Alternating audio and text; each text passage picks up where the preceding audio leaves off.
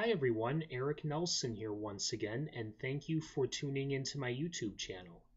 For today, I will be doing a book review on Mont's The Point of No Return. Now, before I get into what this book is actually about, I do want to warn readers this. This book is not proofread, and it's not edited.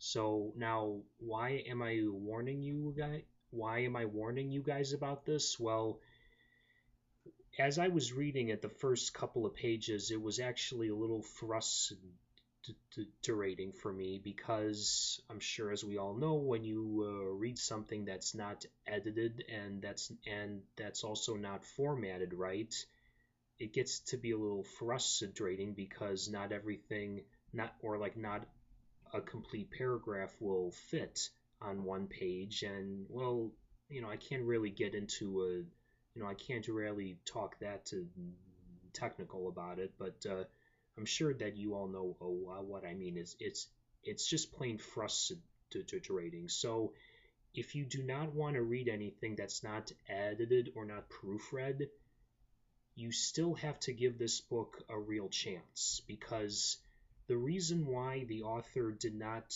have this edited is because it adds the realism to what the subject matter is actually about. And that's about a painful divorce through the man's point of view. And why the whole book not edited adds to the realism to that is because it's written as a diary or an actual journal. So it's like someone picked this up from someone's room and read it. And to me, that seems like a real. To me, it just added a not just a sense of realism, but it made it real. I really felt like I was reading somebody's a real true story about their painful divorce. Now, is it actually real? Is it based on a real story? Well, I'm not going to reveal that. I just think it's up to you guys to determine if it's real or not. And then, of course, either at the beginning or at the end, you will see. But to me, I like this book. I'm not really into romance, but I do like it. And I really couldn't get the movie Eyes Wide Shut out of my head while I was reading this, because even though Eyes Wide Shut is a completely different story, I still felt that they were sort of going through not the exact same problems, but similar ones, about having to think one is seeing somebody else, or they're going through a drug problem or some sort of problem that they actually do think is real, or that we the reader think that they're just blowing it out of complete proportion, but as they try to, it actually begins with them holding their problems in, like a lot of marriages actually do, well, not all, but some. But that's how a lot of them lead to them becoming a divorced couple.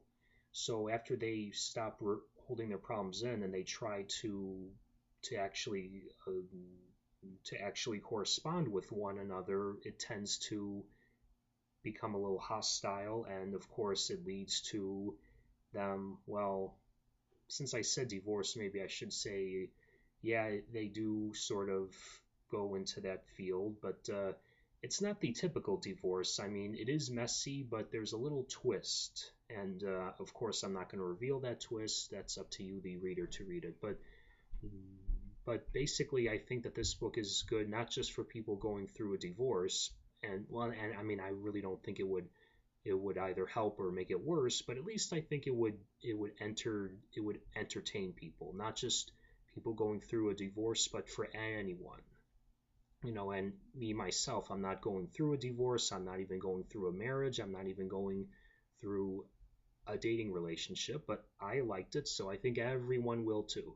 So I hope you get this book on Amazon, on the Amazon Kindle like I did, or anywhere else, and I hope to see you all at the bookstore or the iBookstore.